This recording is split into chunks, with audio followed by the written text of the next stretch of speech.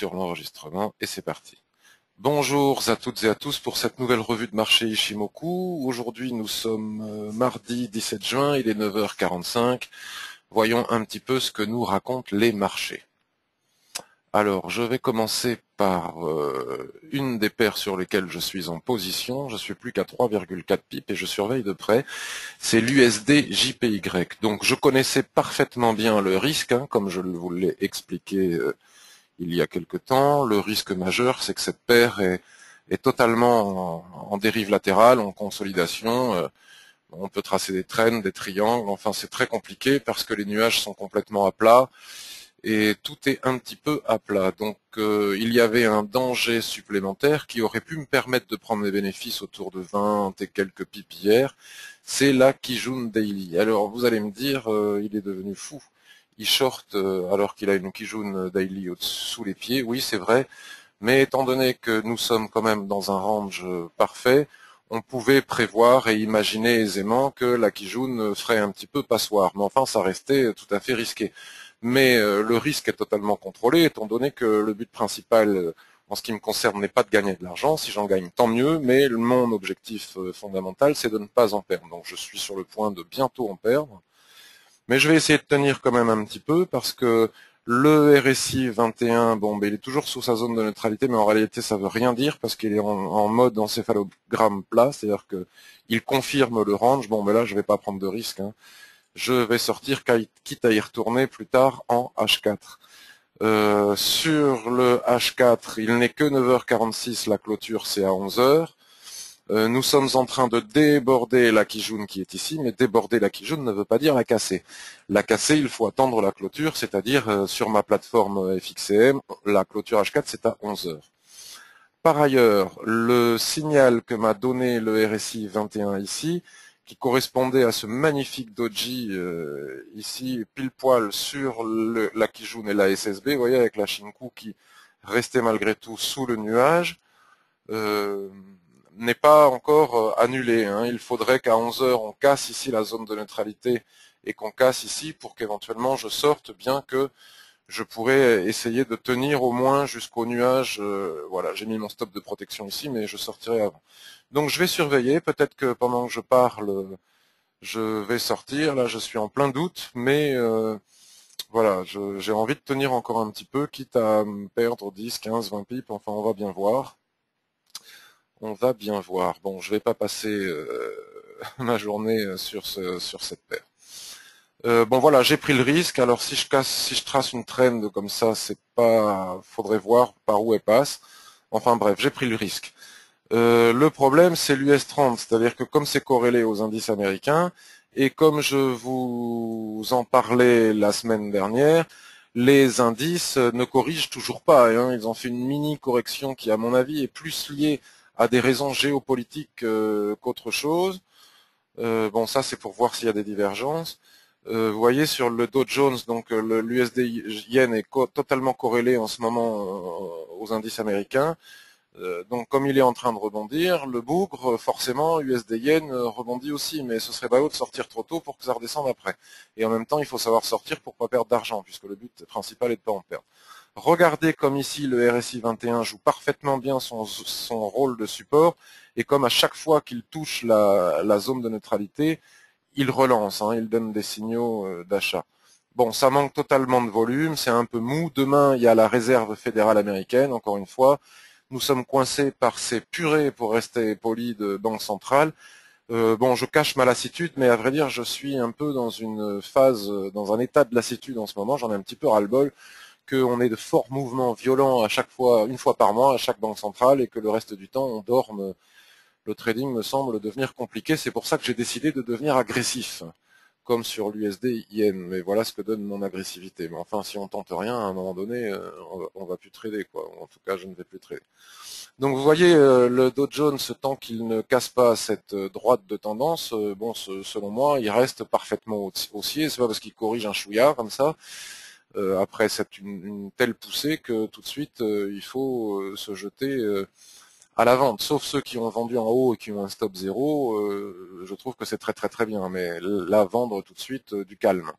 Voilà, d'autant plus que moi, ce que j'attendais, mais je suis pas sûr d'y arriver, Ce que j'attendais, c'est d'avoir un retour ici sur Kijun qui correspondrait plus ou moins à cette trend. Ça peut arriver dans la journée pour partir long, hein, et ça correspondrait à la zone de neutralité du RSI. Enfin, en tout cas, voilà pourquoi le yen, l'USD yen est en train de remonter. Donc alors après, j'ai noté sur un petit bout de papier les opportunités du jour.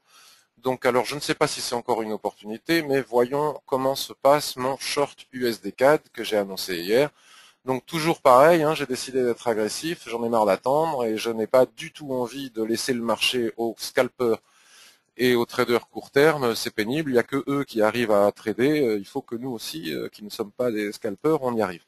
Donc exactement la même chose, donc je ne vais pas faire l'analyse complète, hein, je ne suis pas là pour ça. Donc sur le daily, sur le weekly et notamment en particulier sur le mensuel, on voit qu'on n'a pas passé des zones hyper importantes. Là, est-ce qu'on est encore dans le cadre d'un drapeau? Je ne sais pas, mais en tout cas, même si on est dans le cadre d'un drapeau mensuel, il y a de la marge pour au moins atteindre les 1,0770 qui est la Tenkan mensuelle ici. Et vous voyez comme Shinku et les prix n'ont pas réussi à casser les SSB. Donc je ne reviens pas sur le weekly et sur le daily. Juste un regard sur le daily. Là, ici, je crois que je n'ai pas une Kijun qui me bloque, bien au contraire. Le problème, c'est que comme il ne se passe rien et que c'est très très très emmerdant, dès qu'on a un petit mouvement lié à une banque centrale ou autre, après on fait des ranges interminables comme ici et c'est vraiment insupportable.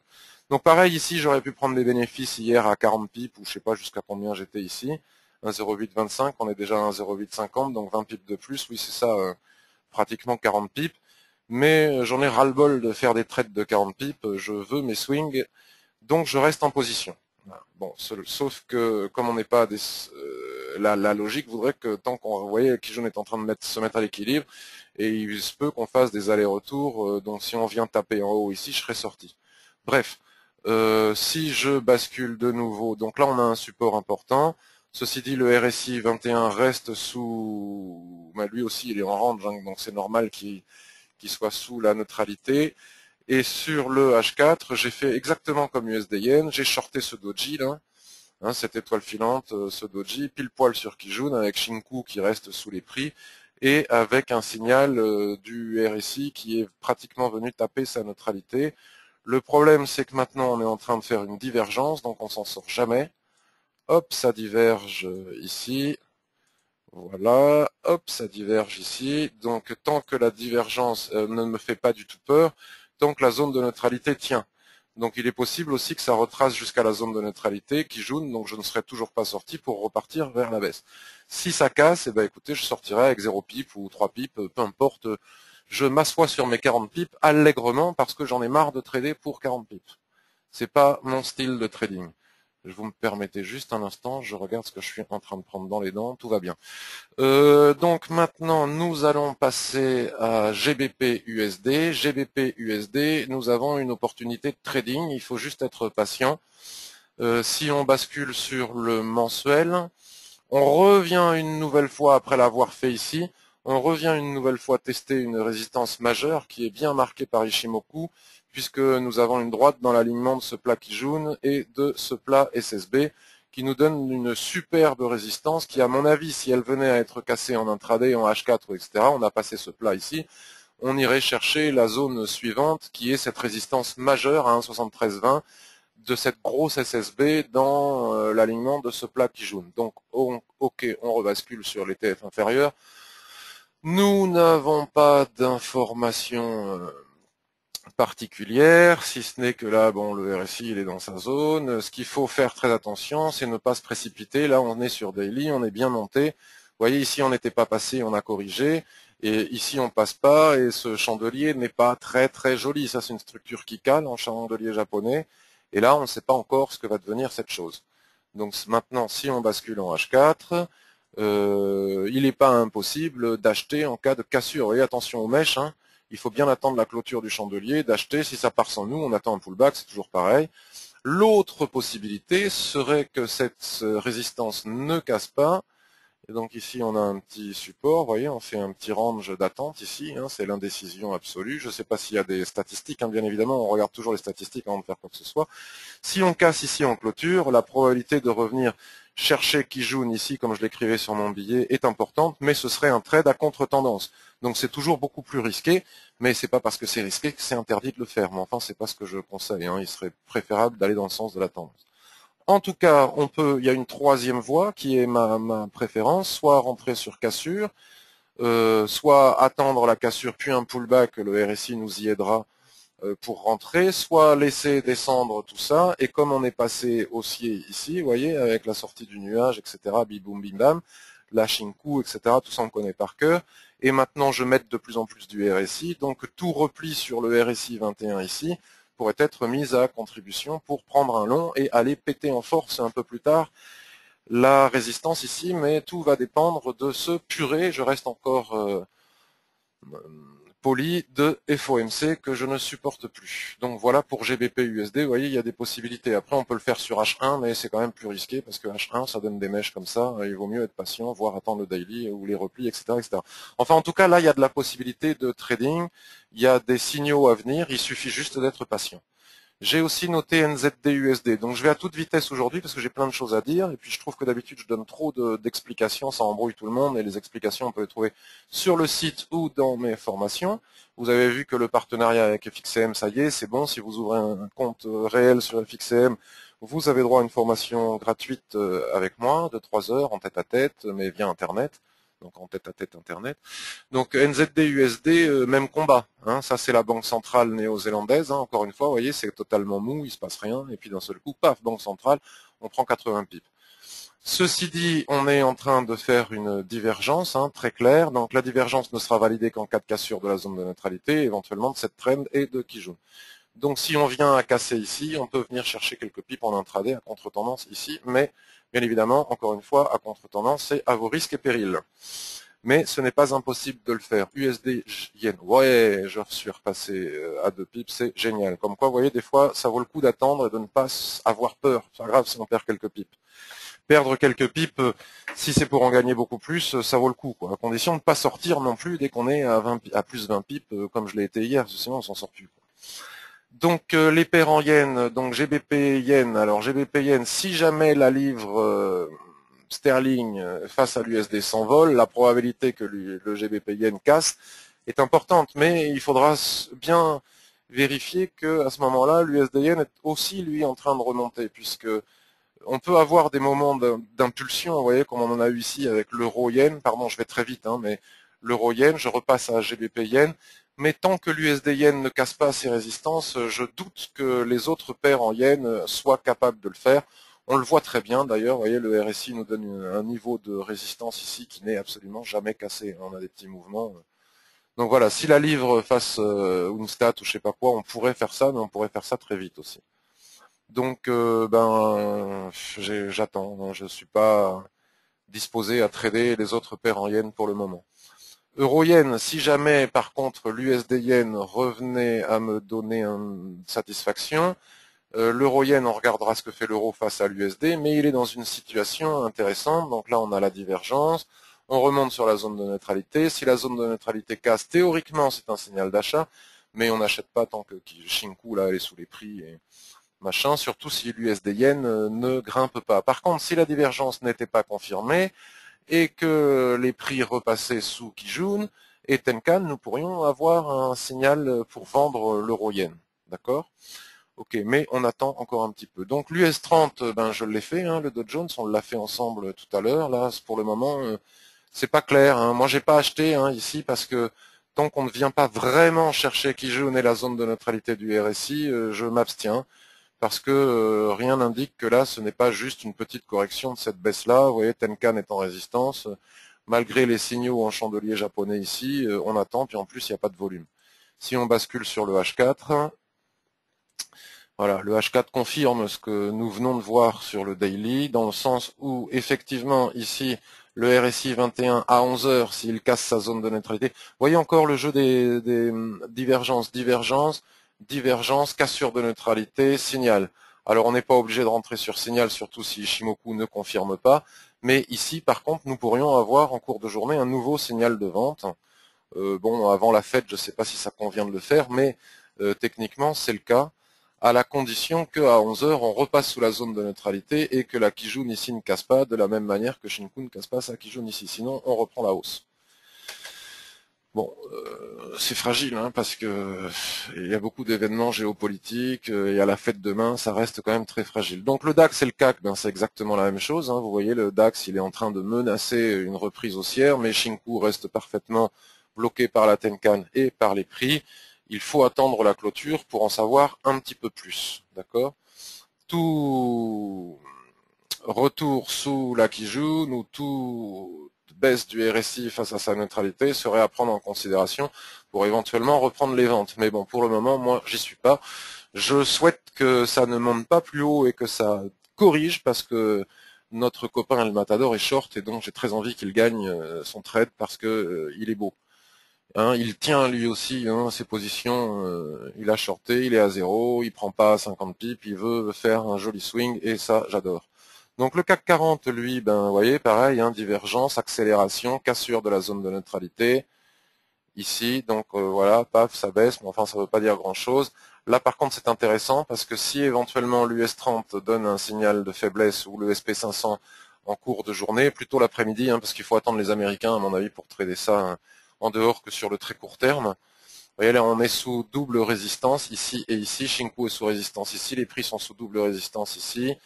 La zone de neutralité ne casse pas, on pourrait avoir un superbe signal de vente à condition de rentrer ici dans le nuage. Voilà. Qu'est-ce que j'ai noté d'autre? DAX, CAC, c'est fait. AUD, NZD. Je vais battre le record du monde de la vitesse de mon webinaire aujourd'hui. Je serai très content. AUD et NZD, je l'ai mis en daily. Ce carré, je fais n'importe quoi. C'est n'importe quoi ce rectangle. Voilà. On va retracer un rectangle qui ressemble à quelque chose de beaucoup plus correct. Ça, les gens ont du mal à le voir, je ne sais pas pourquoi. On va en parler après avec le gold. On va faire un petit tour sur le gold. Voilà, on va plutôt faire comme ça. Mais je ne sais pas pourquoi on est nombreux à raconter des histoires, les vagues d'Elliott, les machins, les trucs, les vidéos. Mais enfin, entre nous, tant qu'on est dans un rectangle, il n'y a rien d'autre à raconter que le rectangle. Les signaux, que ce soit Ishimoku, chartiste ou autre dans un rectangle, ça ne marche pas. Sauf, bien évidemment, si on traite les tendances à l'intérieur de ce rectangle. Si on bascule sur le H1, etc., on a effectivement des tendances dans le rectangle qui sont parfaitement faciles à trader parce qu'elles sont délimitées par les bornes du range principal. Enfin bon, bref, ici nous étions dans le range, on fait des allers-retours, rotation partielle qui nous annonce que la probabilité de sortir par le haut est importante. Donc effectivement, la sortie par le haut s'effectue. Ici, on vient taper la Tenkan mensuelle. Si je bascule sur le mensuel, il ne faut jamais oublier d'aller voir ce qui se passe sur les UT supérieures. Ici, on vient taper la Tenkan mensuelle, dans une Tenkan mensuelle dans une tendance ultra baissière, exagérément baissière, et c'est pour ça que tout le monde veut acheter. Je fais ça, vous devez avoir du lag. Voilà, parce que là, si ça casse, on s'écroule. Donc il est tout à fait légitime d'acheter en bas ici, parce que c'est pas facile à casser un plus bas historique comme ça. Mais enfin, avec les indices américains, nous savons maintenant que casser des plus hauts ou des plus bas historiques, c'est possible. Donc on est venu taper sur la Tenkan mensuelle et bon, boum, effet immédiat de la Tenkan mensuelle, c'est pas de la gnognotte la Tenkan mensuelle, on re-rentre en force dans le range. Donc on va pas vendre une accélération baissière comme ça, parce qu'à tout moment on a un pullback. En tout cas, on re-rentre dans le range, on a une droite de tendance ici. Si on venait à casser les 1,07 ici, on vient, à mon avis, on retourne chercher le bas. D'accord? Shinku sera passé ici dans le twist, les prix seront passés, on aura cassé la traîne, le RSI 21 sera bien baissier, il est déjà en train de donner un signal baissier. Donc à ce moment-là, on laisse casser, on attend le retour sur le RSI 21 en short. Voilà. C'est une possibilité. Quand je dis ça, c'est pas des consignes. C'est bien évidemment des possibilités. Donc moi, ce qui me plaît, c'est de basculer sur le H4 pour constater que le haut du range que l'on vient de voir sur le daily, je rebascule sur le daily. Je vais un peu trop vite aujourd'hui. Excusez-moi pour le lag. Donc je rebascule sur le daily pour vous montrer qu'ici, la Kijun est venue protéger le haut du range ici. Donc ça va pas être si simple comme le prétendent certains de repartir à la hausse et que ce soit une simple correction. Je ne suis pas sûr, en tout cas c'est possible, moi j'en sais rien. Et en tout cas, si je bascule sur le H4, ce qui me plaît beaucoup, c'est que le Kumo, donc le nuage, et Kijun se sont vraiment couchés sur le haut du range daily. Donc bon courage pour repasser à travers. C'est pas impossible, mais il serait prématuré à mon avis de le faire parce que si on repasse ici, on est coincé par la Tenkan mensuelle, vous souvenez-vous-en, et puis on a quand même quelques barrières à passer ici qui ne seront pas si simples à passer. Donc moi j'ai plutôt une vision baissière de la chose, mais sans aucune certitude, hein, bien évidemment. Et donc là, après cette accélération baissière suite à cette ligne de chandelier japonais en tour, hein, ça c'est une configuration en tour, donc c'est très baissier, c'est baissier. Donc là, ici, on est en train de diverger, vous voyez. Donc il n'est pas impossible qu'on revienne corriger au niveau de la Kijun ici, hein, et que Shinku revienne aussi corriger ici, que le RSI 21 revienne corriger ici, et si lorsque l'on arrivera ici, donc encore une fois c'est une question de patience, parce que en attendant les choses arrivent toujours, si l'on revient corriger aussi, pourquoi pas envisager de vendre, hein, pour viser les plus bas que l'on vient de voir ensemble. Il me manque juste le gold, parce que le gold il est quand même assez intéressant. J'ai aucune certitude sur le gold. Mais encore une fois, il faut être factuel.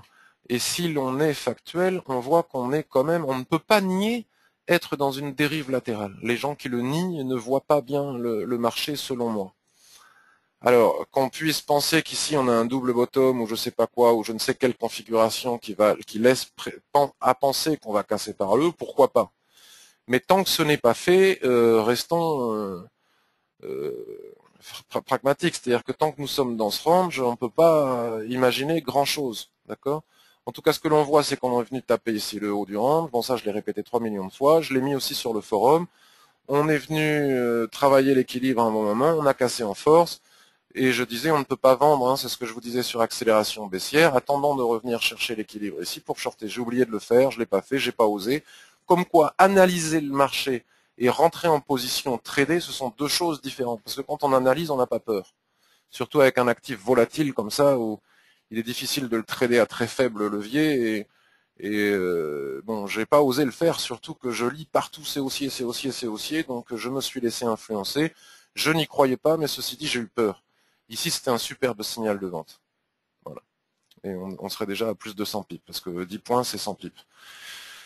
Si on bascule maintenant sur le daily, on voit cette histoire de RSI 21. Vous voyez, ça c'est la cassure en force de Kijun. Je vous disais pas à la peine de se précipiter. On attend que le RSI 21. Donc là, vous voyez, Kijun casse un petit peu, mais le RSI 21 nous aide à filtrer Kijun, qui est une moyenne mobile améliorée. Les puristes de l'Ishimoku, s'ils m'entendent, vont me taper sur les doigts parce qu'on ne dit pas Kijun est une moyenne mobile, mais Kijun est une moyenne mobile qui fait des plats. Des fois elle marche, des fois elle marche pas, comme toute moyenne mobile, vous voyez. Ici, par exemple, on a une cassure de la Kijun, mais le RSI 21 ne casse pas. Et des fois, c'est le contraire. Des fois, on a le RSI 21 qui casse, mais Kijun qui ne casse pas. Donc, on attend que l'un confirme l'autre. En tout cas, moi, c'est ce que je fais de plus en plus. Bon, là, en tout cas, le plat Kijun n'a pas cassé, hein, c'était le principal. Et donc, on fait une superbe étoile filante. Et on a un retour ici sur le RSI 21 qui aurait pu être mis à profit pour vendre ici. Je ne sais pas ce que j'ai foutu, j'ai pas vu, j'y ai pas pensé, je l'ai pas fait. Bon, bref, je l'ai pas fait, je regrette. Maintenant, c'est trop tard, puisqu'on a Tenkan ici, puisque si on l'avait fait tout en haut ici, grâce au RSI 21 et à Kijun et à Shinku, qui est parfaitement sous les prix, et en tenant compte du fait qu'on revenait tester l'équilibre qu'on avait cassé la semaine dernière, à l'intérieur du range, on aurait pu shorter. Maintenant, c'est trop tard, puisque tant que Tenkan ne casse pas ici, maintenant c'est chaud. Parce que même si on se plante, à la rigueur, c'est pas grave. On tente des trucs, tôt ou tard ça marche et on prend beaucoup de pipes. Si ça marche pas, on sort avec de très faibles pertes. C'est une question de money management. C'est pas un problème de perdre des trades. Donc, que faire? Ben, on basculer sur le H4 pour s'apercevoir que c'est pas gagné. Hein, effectivement, ici, on a une cassure de Kijun. Vous voyez ce que je vous disais. Mais là, on est en train de la retravailler. Alors, il faut bien comprendre le RSI 21. Quand le RSI 21 vient chercher les zones de surachat ou de survente, c'est très intéressant de prendre position sur la zone de neutralité. Quand c'est une mini cassure comme ça veut rien dire. Hein. Ça ne veut rien dire. Voilà, ça ne veut rien dire. Donc là, pour le moment, en H4, on peut rien faire non plus, puisque Shinku est au-dessus des prix. Ici, on ne sait pas ce qui va se passer. Donc l'idéal, ce serait de nouveau d'attendre la cassure ici. Voilà, un repli à nouveau sur le RSI 21. Enfin, c'est trop tard, quoi. Voilà ce que je veux dire. C'est trop tard pour moi maintenant pour y aller. En tout cas, à la vente. en tout cas à la vente. Si on y était allé sur le signal daily, ce serait parfait. Donc c'est trop tard. En tout cas, si vous êtes en position ou si on rentre à la vente plus tard, je pense que dans le scénario baissier, on peut très clairement viser. Qu'est-ce qu'on peut viser? On peut viser les 1220 points et ensuite les 1200 points. Voilà, pour commencer. Ensuite, le jour où on casse le range par le bas, là, on peut viser le nirvana, mais ce n'est pas encore le cas. Ce n'est pas encore. Ce signal était beau, j'ai beaucoup de regrets. Et là, on est en train de faire une superbe étoile du soir. Parce que même si je le perdais, je sortais à zéro, je serais déjà à plus de 100 pips de marge. Donc, je regarde mon USD Yen. Voilà, je regarde mon USD CAD. Pas de panique, il n'est que 10h10. Donc, pour le moment, ça tient. Donc, tant que ça tient, je reste. Mais enfin, ça casse les bonbons. Voilà, donc là, divergence. Si on vient à casser la zone de neutralité à 11 heures, je sors, puisque la divergence sera confirmée. Sinon, c'est une possible nouveau signal de vente. Mais comme on est en range, comme on l'a vu tout à l'heure, la probabilité de repartir par le haut est importante. Mais enfin, il faut bien à un moment donné faire quelque chose, quoi. Voilà, je vais voir si vous avez des questions.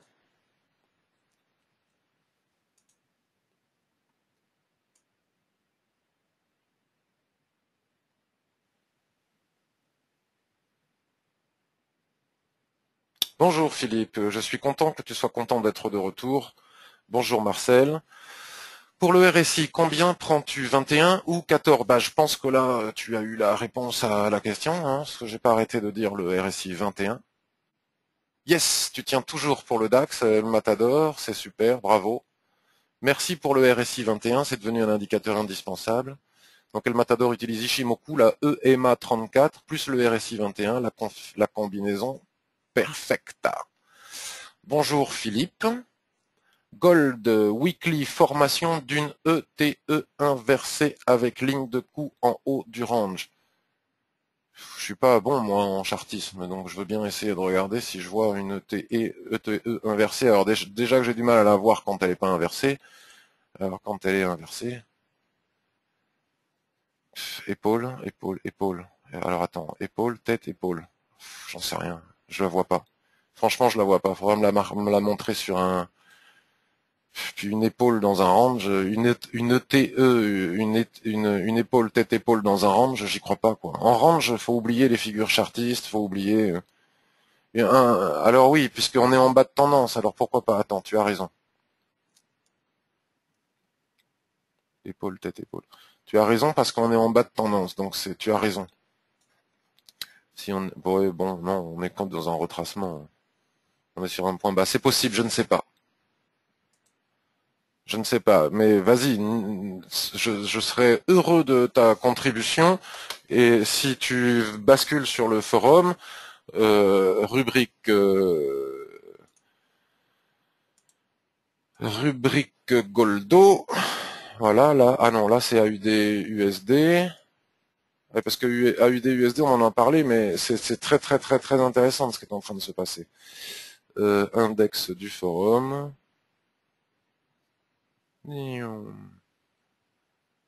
Gold.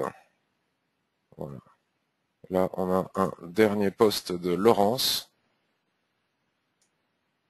Très pertinent, comme toujours. Voilà. Gold, tu fais page 7.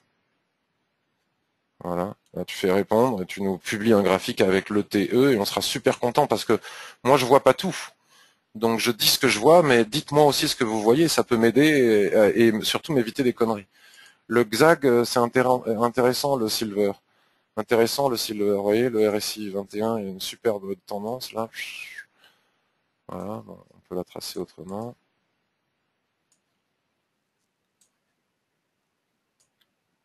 On a une superbe tendance, la correction. Et là, regardez, on est sur Kijun ici. Bon, là, j'aurais aimé attendre une confirmation des deux, mais si on casse Tenkan, on repart haussier. Donc il va falloir voir, c'est pas très clair pour moi encore le gold, comme je vous le disais. Euro AUD, divergence, accélération, cassure de la zone de neutralité, met le tout sous le nuage, etc. Donc on attend. Voilà, voilà. Voyons s'il y a d'autres questions. Est-ce que le RSI est en simple ou en exponentiel ou autre? Je ne sais pas en quoi il est. Je crois qu'il est en simple parce que moi je fais que des trucs simples. Changer l'indicateur. Il est comme ça. 21. Il est basique. Hein. Il est en mode ultra basique.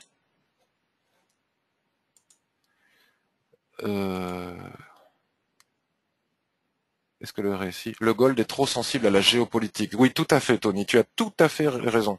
Je resterai un petit peu en dehors du gold parce que les indices baissent pour des raisons géopolitiques, donc le gold monte, mais ça peut s'inverser à tout moment. Voilà. Si vous n'avez pas d'autres questions, si vous voulez, est-ce qu'il y a un actif que vous aimeriez que l'on regarde ensemble? S'il y a quelque chose que vous avez envie qu'on aille voir, GBP AUD, Euro AUD, je ne sais pas. GBP NZD. Allez, on se fait GBP NZD pour finir, parce que je crois qu'il a aussi des choses à raconter. Ah oui, ben voilà, il est l'exemple parfait de ce que je vous disais concernant le RSI 21. Vous voyez, divergence, accélération, et là, le RSI 21 reste sous sa zone de neutralité malgré la cassure de Kijun, vous voyez. Bon, de toute façon, Shinku ne... De toute façon, parfois c'est redondant. Hein. Les gens qui... Il faut savoir que je ne détiens aucune vérité et que je suis critiquable. Il y a des gens qui critiquent mon utilisation du RSI 21 avec Ishimoku en m'expliquant que c'est n'importe quoi parce que c'est totalement redondant et qu'on a déjà l'information sur ok, très bien, mais moi ça me plaît, donc ils peuvent dire ce qu'ils veulent, mais c'est pas parce que je le dis que c'est bien. Très souvent, l'information que nous donne le RSI 21, là c'est Shinku qui nous la donne. Ici, vous voyez, les prix cassent qui jouent, on n'a pas de signal d'achat parce que Shinku reste sous les prix et aussi parce que le RSI 21 reste sous sa zone de neutralité. D'accord? Et là, il est en train de la casser. Donc éventuellement, là, s'il casse la zone de neutralité, ce qui serait superbe, c'est qu'il s'envole. Comme ça, il casse toutes les droites de l'Ishimoku. On laisse partir sans nous. On n'en a rien à faire de voir 300 pips s'envoler sans nous, puisque c'est quand même risqué au niveau des probabilités achetées alors que Shinku est sous Tenkan et Kijun, c'est quand même très risqué. Donc si tout cela s'envole, à un moment ou à un autre, on viendra corriger sur la zone de neutralité, on rentre dans une éventuelle tendance et on part à l'achat. Mais comme en ce moment il n'y a pas de tendance et il n'y en a que pendant les banques centrales, c'est proche de l'insupportable. C'est proche de l'insupportable. Ça, c'est des beaux signaux, vous voyez. On risque pas grand-chose. La seule chose qu'on risque, c'est de pas descendre bien bas. Là, on aurait pu prendre les bénéfices, c'est USDK, on aurait pu prendre les bénéfices en bas du rectangle, mais j'en ai ras-le-bol. Je veux mes 200 pips. Ok, bon, ben, je regarde si éventuellement il y a une petite question. C'est insupportable. Je prépare la fête de demain, super, Yvon. Tony traite beaucoup le gold et il fait vraiment son beurre avec lui. Ben écoute, c'est super. Yvon veut son café croissant.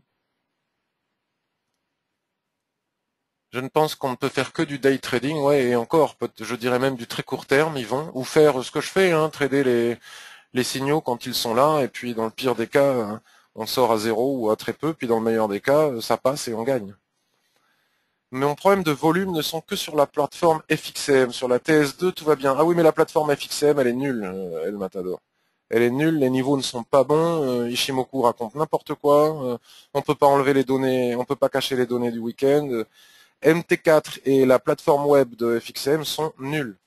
Voilà. Et TS2 est très bien, mais les autres sont nuls. Merci beaucoup, Serge. Bonne journée à toi aussi.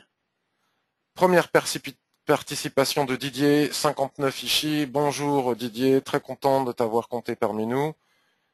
Tu as des nouvelles de la future nouvelle plateforme? Non, aucune. Aucune. J'ai aucune nouvelle. Voilà. Je vous souhaite une excellente journée. Je resterai présent aujourd'hui sur le blog, dans les commentaires du blog. Venez donner votre avis dans les commentaires du blog et bien évidemment sur le forum. Merci beaucoup à toi, Jacques. Très intéressant aussi de s'aider avec ce que nous raconte Jacques, qui est Trias 7 sur le forum, parce qu'il maîtrise de plus en plus GAN, que moi je connais pas, et donc vous voyez, par exemple, selon Jacques, on a un objectif pour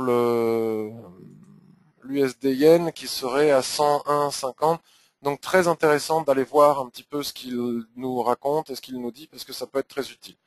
Merci aussi El Matador, mais c'est un vrai plaisir. Hein. Il m'a dit merci de prendre du temps pour nous. Je le fais pas parce que je suis super gentil et tout, je le fais aussi parce que j'aime beaucoup ça. Mais j'accepte aussi les remerciements. Merci à tous, excellente fin de journée et à bientôt sur le blog.